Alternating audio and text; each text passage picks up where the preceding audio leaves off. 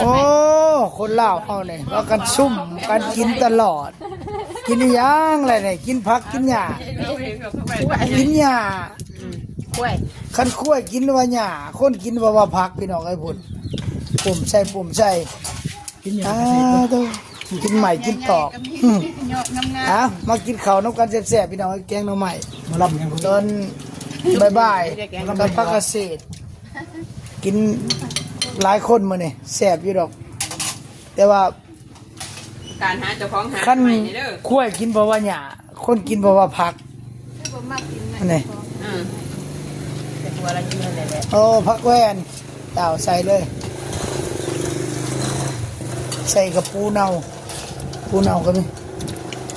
บ่แม่นกับปูเน่าถิ่มในคณะบ่ตกไปถิ่ม ข้าวดำหน้า ไว้ในคณะเก็บมาใส่